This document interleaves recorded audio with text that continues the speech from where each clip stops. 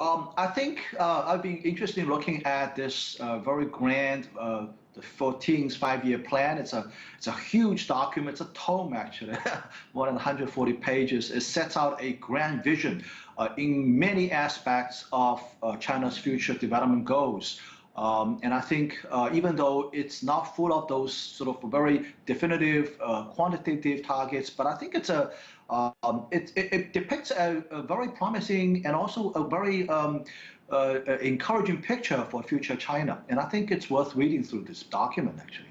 Well, that being said, do you think the goals are realistic or are they too ambitious? Because President Xi wants to double the size of China's economy in 15 years. Well, to be honest with you, I think this document leaves a lot of room to interpret whether we actually achieve or not. Because, as I said, it's not full of sort of very definitive targets. It gives a vision. It describes a very promising scenario. And besides, I think even the target of doubling the economy within 15 years is not something really out of imagination. I think it's quite achievable. Really, what it means is about between about like 5% annual growth. Even with that 5% annual growth, even a bit less than that, within 15 years, we'll be able to double the size of the economy. So, and China has been more than doubling the size of its economy in the last few decades, over 15 years. So, so this is actually something I think quite achievable. I want to turn your attention to Hong Kong. How do you explain potential changes to China's judicial system, especially when it comes to Hong Kong? We know a lot of international watchers have keyed in on this. If you could explain to our international audience, why were the changes needed and what do they mean?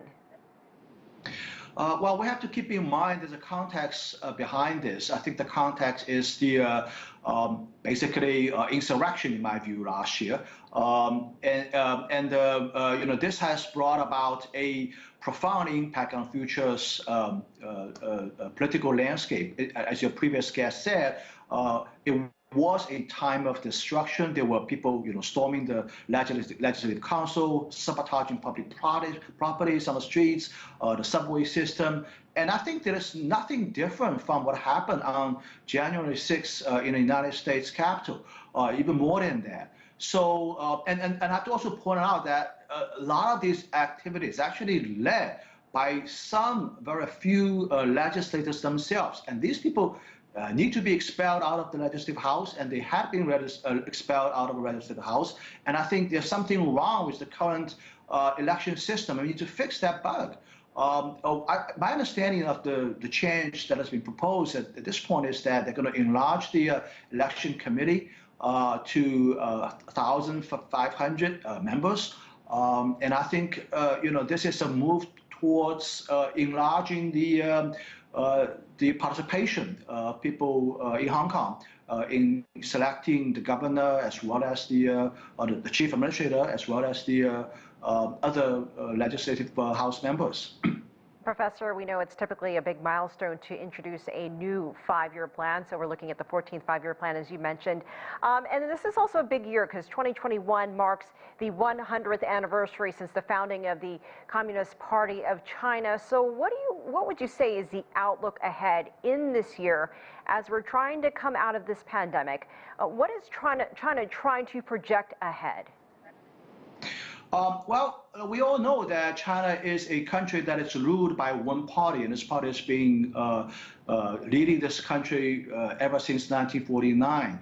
And I think the entire administration, the party's administration of this country, the legitimacy, the authority comes from it's doing a very good job at this point, at least for the last 40 years. And I think the past year experience during the pandemic is one prime example of how the party leadership played a very important role, essentially in saving China, I think, at least from the great mess that we have been seeing in many other parts of the world.